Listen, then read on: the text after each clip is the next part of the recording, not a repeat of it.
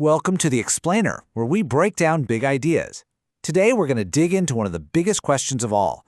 How did our species, Homo Sapiens, go from being just another animal to the undisputed ruler of planet Earth?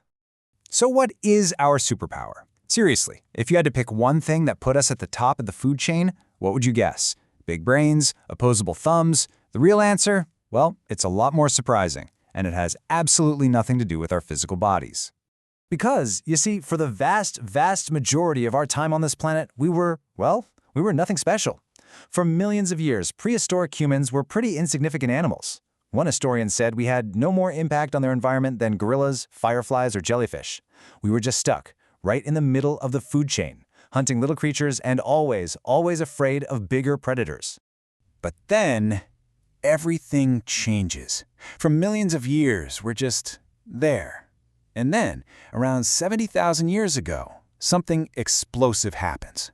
We just burst out of Africa, sweeping across the entire globe and pushing every other human species into extinction. Now, this was not a slow, steady climb. This was a sudden, world-altering leap straight to the top. So what on earth caused this sudden takeover? The historian Yuval Noah Harari, in his blockbuster book *Sapiens*, offers this really compelling and kind of controversial answer that basically changed how a lot of us think about our own history. Harari calls this the cognitive revolution. He argues that somewhere between 70,000 and 30,000 years ago, a few accidental genetic mutations literally rewired our brains. And this wasn't just a simple upgrade, okay? This was a complete overhaul of how we think and, crucially, how we communicate. This new language was way more than just a better alarm system. I mean, other animals can do that. Green monkeys, for example, have different calls for eagle and lion. But that's pretty much where their conversation about the world ends. This is the game changer. Sapiens suddenly had the ability to talk about things that don't physically exist. We're talking spirits, legends, ideas. This ability to speak about fictions is what Harari says is the most unique feature of our language. And why is talking about things that aren't real so powerful? Because it lets us create and believe in common myths. These shared stories are like a social superglue. They let millions of complete strangers cooperate in incredibly flexible ways, something no other animal on Earth can do. This, Harari says, is our secret weapon. Now, when you and I hear the word myth, we probably think of, ancient gods or old campfire stories. But Harari's argument is that our modern world is actually even more dependent on these fictions. And this is where it gets really wild. Harari argues that the most powerful forces in our world are, at their core, just stories. Think about it. What's a nation? It's a story we all agree on about shared identity and borders. A corporation?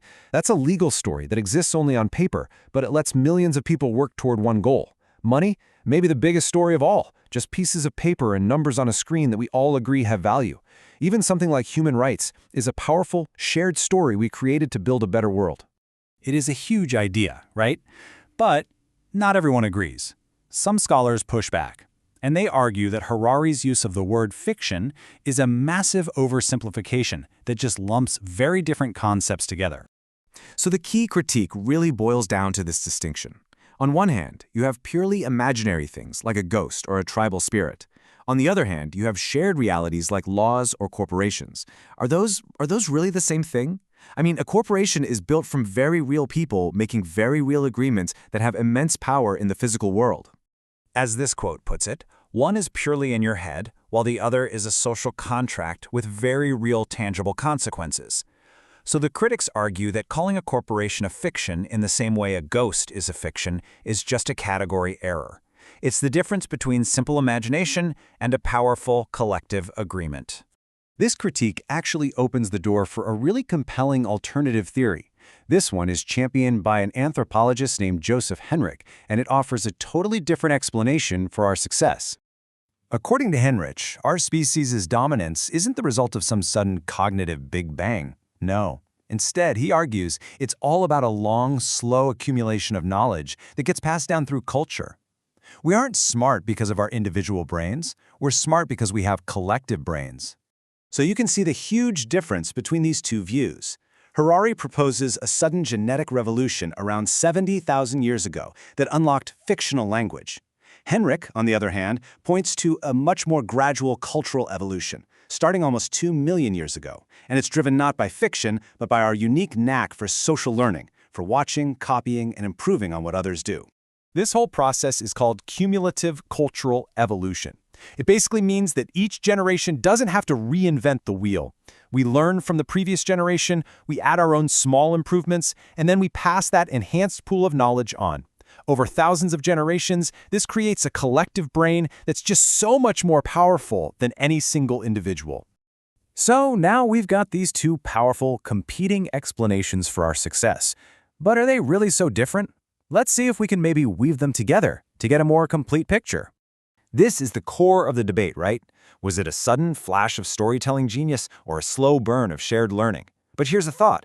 What if both Harari and Henrik are pointing toward the exact same fundamental human superpower, just, describing it from different angles? Because here's the fundamental truth that's hiding in both theories.